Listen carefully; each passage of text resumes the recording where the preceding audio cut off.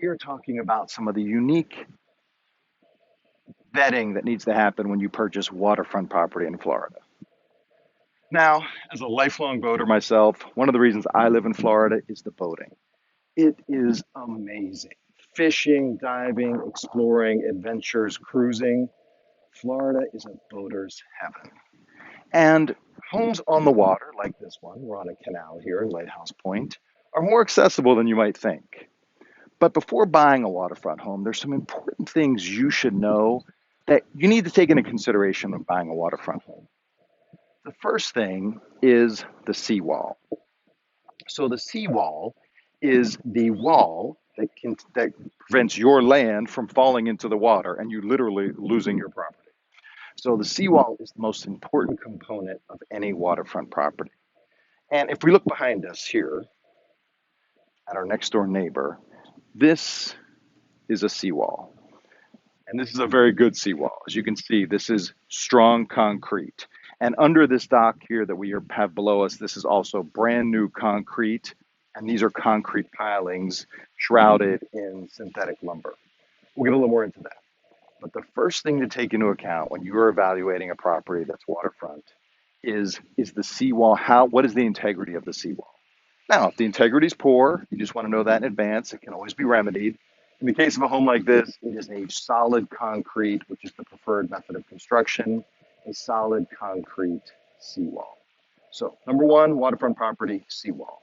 Number two is water access. So as you can see here at this home, we have two beautiful boats. We have a 27-foot center console and a 52-foot flybridge. So this home has excellent accommodation for large boats and two of them. This canal is deep and has excellent access to the ocean via Hillsborough Inlet. We're just about two miles north of Hillsborough Inlet. So you clients want to be sure that they don't have a frustrating long cruise to get to the nearest inlet.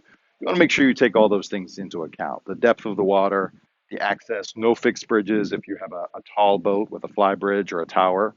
So the first thing you look at is seawall and navigable access. Then we get into dock construction.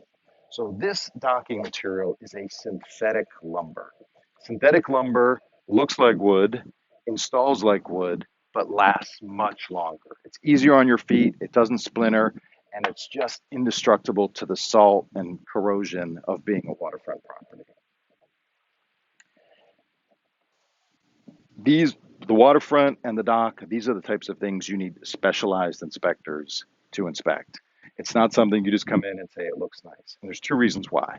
Number one is you want to make sure you avoid any unexpected expenses after you purchase the property.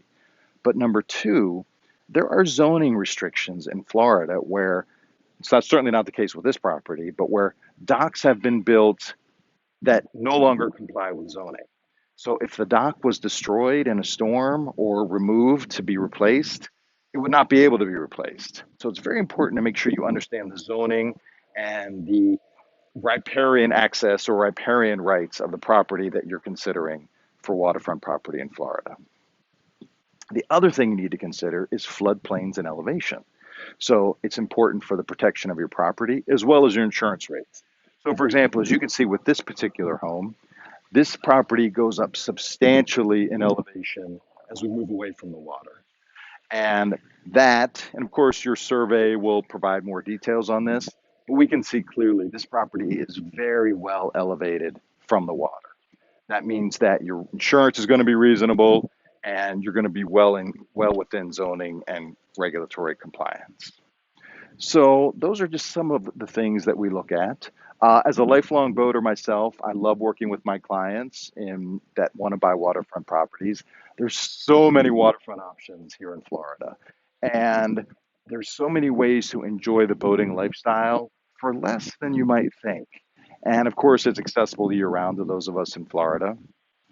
But to review our checklist, seawall integrity, dock integrity, elevation and floodplain, ordinances about building docks and repairing seawalls, and how much of your property are you entitled to build a dock out. So as you can see with this particular home, the seawall is here, but we're allowed to build our dock all the way out to here, which puts us in the deeper water for big boats.